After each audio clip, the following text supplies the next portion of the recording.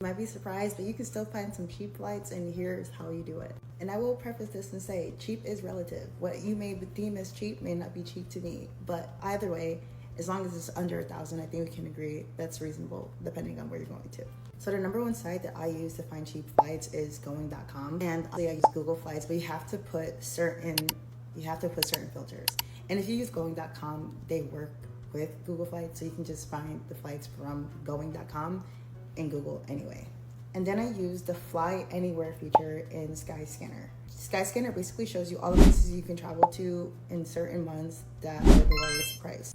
I like Skyscanner just as a visual. I would never really book anything on Skyscanner. I like to use it as more of a database to see what is the cheapest flight.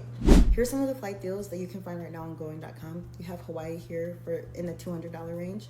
You can also go to Atlanta, or you can go to Boston, and these are all flights that you can find within that $70 range or within that $100 range, but you have to travel within certain months.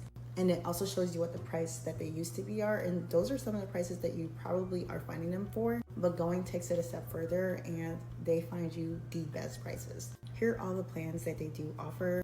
I used to have the Elite plan, but this being our kind of like our no travel year or our very little travel year, because we have such a big trip coming up by the end of this year, we did cancel the Elite plan, but this was my favorite one. I recommend this Elite plan because look at everything you get. You also get the international destinations. You also get the mistake fares right there, and you also get points and miles deal. So this was really handy for me when I was doing a lot of traveling the last few years.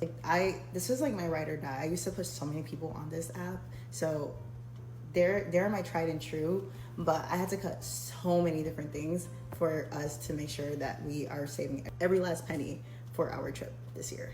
Anyways, I hope this helped. If you're ever going to book a flight, before you ever do, make sure you check Skyscanner, check Google Flights, and use certain filters, and also check going.com.